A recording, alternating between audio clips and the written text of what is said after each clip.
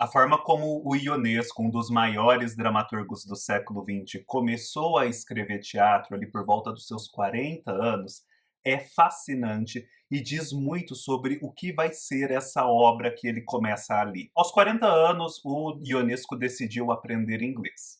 E ele começou a aprender inglês pelo método Assimil. Esse é um método tradicional de ensino de línguas em que você começa com frases do tipo: a maçã é vermelha, a água é líquida, o livro está sobre a mesa, the book is on the table.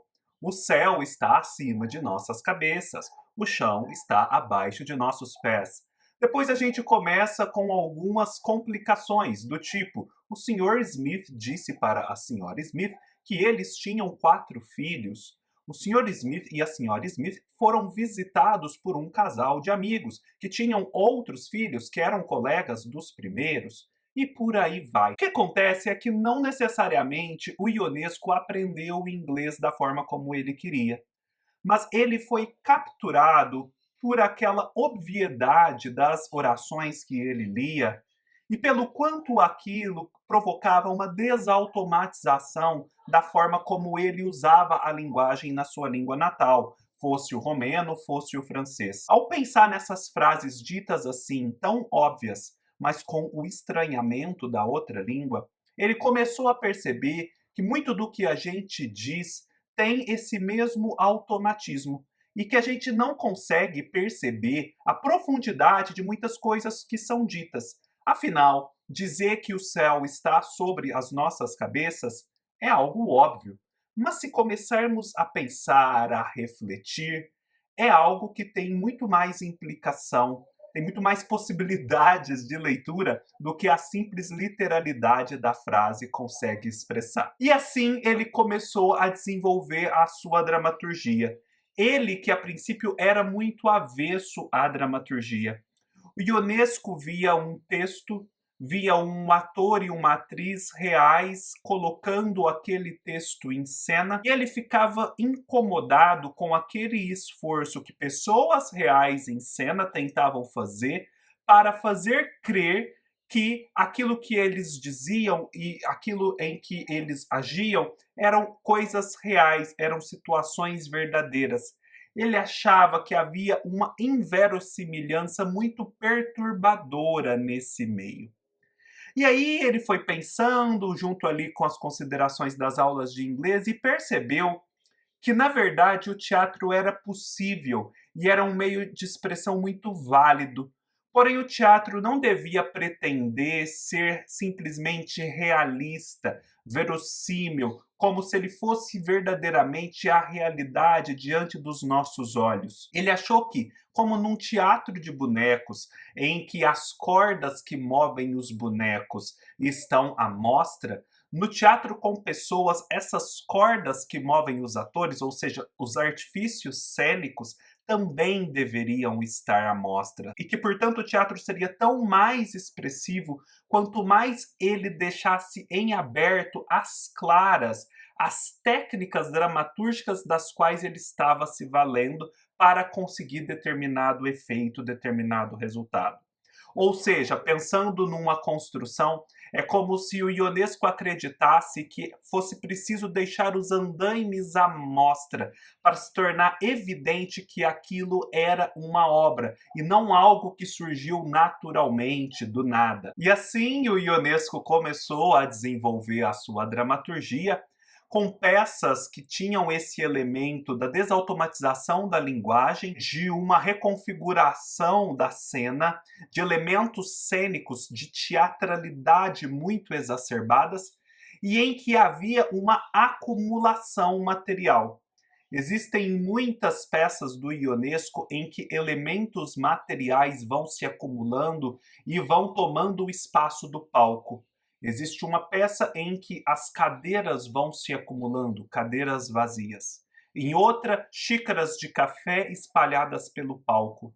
Numa terceira, um cadáver que está numa sala ao lado, que começa a inchar, inchar, inchar, e a tomar a casa, como no conto do Cortázar, dos sobreviventes que moram no cômodo ao lado. Toda essa acumulação material em Ionesco serve para expressar o vazio espiritual. E por vazio espiritual eu não quero dizer aqui necessariamente uma ideia religiosa, mas a ideia de uma consciência maior do que se faz e do que se fala.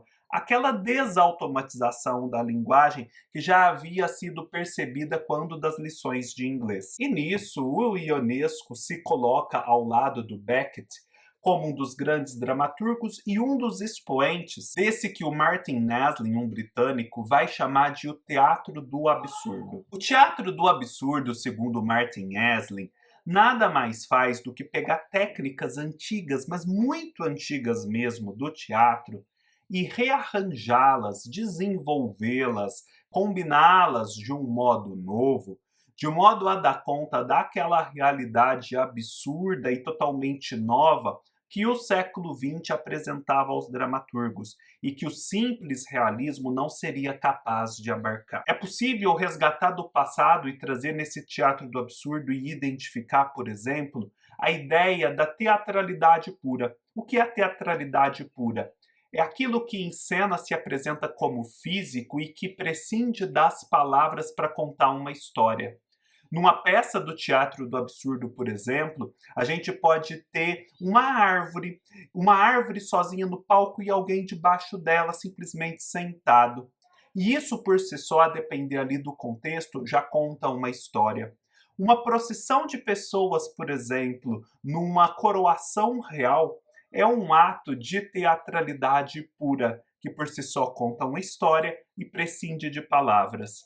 É também uma dessas características do teatro antigo e que é trazida para o teatro do absurdo, para peças como essa que a gente vai comentar aqui, a palhaçada, a figura do clown, esse ser cômico que pode dizer a verdade, pode dizer os maiores absurdos, que pode atingir a verdade inconveniente através do riso, ainda que seja um riso de nervoso. Por isso, nas peças do teatro do absurdo, há muita atrapalhada, há muita pantomima, há muita palhaçada mesmo. Outra característica é o nonsense. São frases, diálogos que parecem não ter sentido algum, não chegar a lugar nenhum. Isso vem até ali da fase infantil, em que as crianças são expostas às vezes a canções que são simplesmente musicalidade, são simplesmente rimas, sílabas concatenadas, mas sem formar palavras. Nesse reino em que ainda não existe palavras, existem apenas sons, existe uma maior liberdade de significação. Porque as palavras, como o Ionesco descobriu ao aprender inglês, já estão viciadas pelos sentidos que emprestamos a elas, sentidos estereotipados. E às vezes só uma linguagem nonsense é capaz de expressar algo novo que as palavras convencionais não estão dando conta de atingir. E por fim, uma quarta característica do teatro do absurdo é o recurso ao sonho. No mundo do sonho, existe a justaposição de elementos díspares. No sonho estão localizados ao mesmo tempo e lado a lado o bem e o mal, o riso e o choro, o ser e o não ser, o mais e o menos. Os opostos estão convivendo e não há, na verdade, contradição. No sonho tudo se concilia. Um pouco dessa justa posição de coisas díspares também vai ser encontrada no teatro do absurdo. Essa peça, Macbeth, do Ionesco, é uma peça mais do final da sua carreira, escrita nos anos 70. Nem é a peça principal da sua dramaturgia, mas é uma peça de valor e que desperta interesse porque ela parte de duas premissas muito importantes para o teatro. Ela parte, obviamente, como o título sugere, do Macbeth, do Shakespeare, e ela parte de um outro livro, de uma outra peça, que foi também uma precursora lá no final do século XIX do próprio teatro do absurdo, que é o Bourrée, do Alfred Jarry. O Ionesco vai beber nessas duas fontes para fazer uma coisa completamente diferente, que é Macbeth. E o que é Macbeth? Macbeth, ele parte de uma premissa inicial que está no Macbeth do Shakespeare, mas que não é explorada ali. E a partir da problematização dessa premissa e contando com personagens que vêm de fato do Macbeth do Shakespeare, ele vai construir algo parecido, mas que é bem diferente.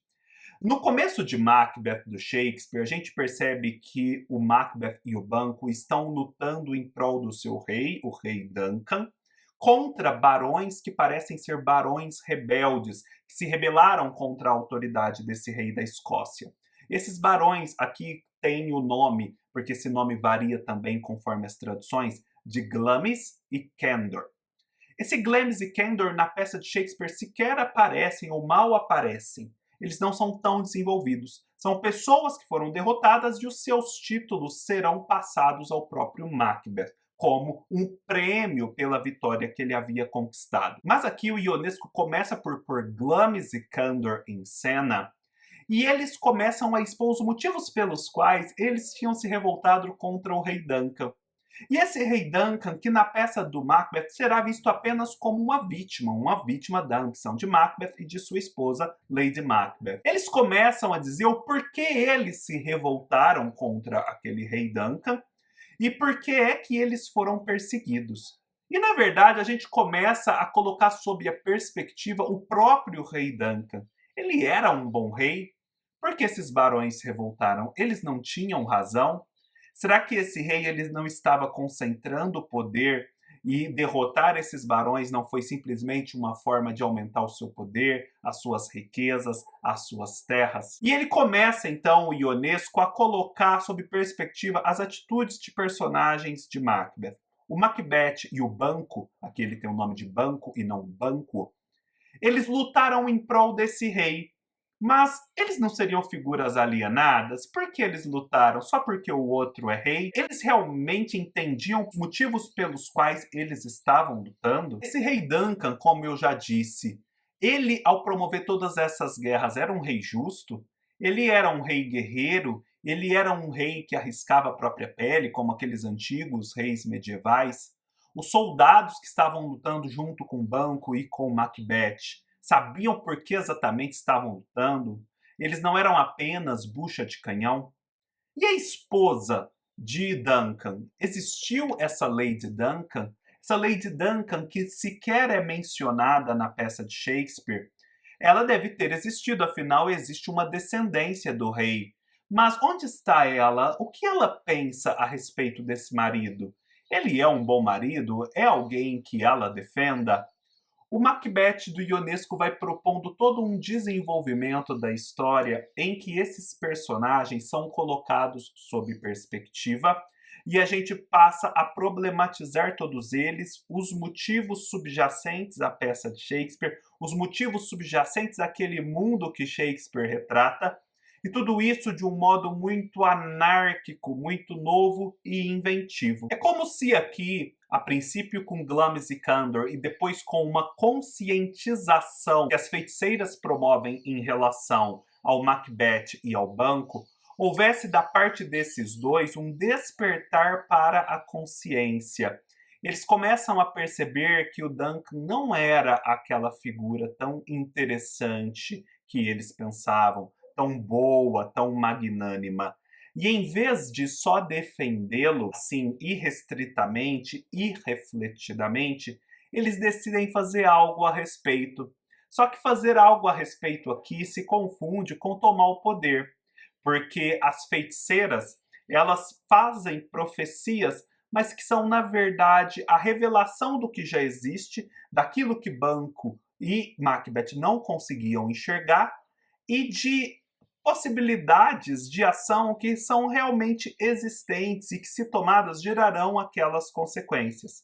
E óbvio, isso envolve tomar o poder. E a coisa é tão diferente aqui, o Ionesco é tão inventivo, que não existe a princípio uma Lady Macbeth. É a Lady Duncan, que também parece ser uma das feiticeiras, que acaba dizendo que também não gosta do marido, que o marido é péssimo, e se unindo ao Macbeth para destroná-lo. O problema é que, da mesma forma que na peça de Shakespeare, uma outra profecia concorrente é feita ao Banquo, que ameaça essa estabilidade do poder de Macbeth. Portanto, assim que ele chega ao poder, ele se vê sob a contingência de ter que enfrentar inimigos. Ele se vê sob a contingência de ter um poder instável. E, portanto, ele precisa se tornar um outro tirano, assim como o Duncan fora um tirano. E no final, o que seria o filho do banco, aquele que eles disseram que seria o pai de vários reis, aparece, toma o poder de Macbeth, mas ele também é uma figura sinistra que não fará nenhum bem ao rei. Portanto, a gente tem uma sucessão desastrosa. A gente tem o Duncan, que era um péssimo rei. A gente tem o Macbeth, que a princípio é conscientizado para um bom reinado, mas que ao assumir o poder se torna um péssimo rei. A gente tem o Banco, que concorre a esse reinado, mas que a gente vê que se chegar ao trono será tão péssimo quanto Macbeth. E no final a gente tem Macaul, que é uma mistura aqui na peça de filho do Banco com filho do Duncan, e isso resolve muita coisa que a peça de Shakespeare não resolve, que também prenuncia ser o pai de uma linhagem desastrosa de governantes. O que a gente tem aqui, portanto, é o Ionesco, que viveu 2 guerras mundiais, que veio da Romênia, que depois ficou sob o jugo da União Soviética. A gente tem o Ionesco fazendo uma crítica ao poder que tende a corromper e que tende a descambar em totalitarismo, seja qual for a forma que ele assuma, de onde é que seja a sua procedência. Por quê? Porque a gente pode ter um rei aparentemente legítimo, segundo uma linha sucessória como Duncan, ele é péssimo. A gente tem alguém que é conscientizado para esse problema social, o Macbeth, que se torna rei e também é péssimo. E a gente tem alguém que supostamente tem uma profecia atrás de si, que diz que ele será o rei, que é o Macaul, que chega finalmente ao poder. E ele é péssimo. Ou seja, o poder corrompe, não há para onde correr. E mesmo quando se tem uma conscientização de todo esse problema, o resultado não é menos desastroso. E toda essa infantilidade da crueldade do poder, porque no final existe um misto de infantilidade e crueldade nesses governantes, é um diálogo estreito que o Ionesco tem com o Ubu, rei do Alfred Jarry, em que o pai Ubu, ao assumir o reino da Polônia, se torna um ditador cruel com características fortemente infantis. Vários são os recursos que o Ionesco emprega aqui nessa peça. Ele emprega muito o recurso da duplicação. Existem cenas em que o Glamis e o Candor simplesmente dizem a mesma coisa, em que o Banco e o Macbeth dizem a mesma coisa, repetem falas inteiras uma igual à outra. Tudo isso para dizer que eles vivem num ambiente estereotipado em que não têm voz própria e que os seus pensamentos são apenas a reprodução do que se pensa em geral. A gente também tem aqui a questão das cenas absurdas. Por exemplo, quando a gente está tratando da guerra, existe uma cena entre alguém que vende limonadas e um soldado, em que esse soldado vai comprar uma limonada depois de ter vivido a guerra, depois de ter passado por atrocidades. E ali existe todo um nonsense envolvendo essa venda, a insatisfação com a limonada e a própria concepção de como ele está nessa guerra e não sabe exatamente para onde está arrumando. Existem personagens que passam assim em cena sem querer dizer nada. Tudo isso para mostrar e realçar o absurdo da situação mais geral que é contada através dos diálogos. Existem efeitos cenográficos, e aqui a gente tem aquela teatralidade pura. Por exemplo, como um símile daquele bosque que vai contra o castelo do Macbeth na peça do Shakespeare, a gente tem aqui um cenário que o Ionesco sugere que vá se estreitando e afunilando, aprisionando o Macbeth como dentro de uma caixa. Existem várias referências através das rubricas sobre como os cenários, as entradas em cena, os posicionamentos dos personagens devem ser. Tudo de modo a realçar a história através desses elementos não verbais. A gente tem a palhaçada, é a pantomima, a reverência que esses súditos prestam às suas autoridades. É muito engraçado quando eles começam a falar arquiduque, como quem diz assim, né? Como naqueles filmes de época, arquiduque, quando se encontra Então é uma forma de saudação e de reconhecimento da autoridade. Aí o arquiduque diz alguma coisa. Só que fica assim, arquiduque, o outro arquiduque, arquiduque, arquiduque. Aquilo não para. É uma sucessão nonsense de reverências que só evidenciam que a reverência original por si só é um nonsense. A gente tem aqui também o gestual extravagante das feiticeiras. As feiticeiras que já aparecem na peça de Shakespeare aparecem aqui, e aqui elas são muito eloquentes, elas até se transformam numa outra pessoa. E nisso de se transformarem numa outra pessoa, a gente tem a instabilidade das identidades. Porque, na verdade, a gente não sabe a princípio se a Lady Duncan é ou não uma feiticeira. No final, a gente descobre que o Macall não é filho de quem parecia ser filho. E o próprio rei, a figura do rei, ela muda 3 vezes. Então, existe uma crise de identidade. Quem é quem nessa peça? Mas com essa crise de identidade, o Ionesco consegue dizer, pelo menos no que se refere à figura do rei, que pouco importa.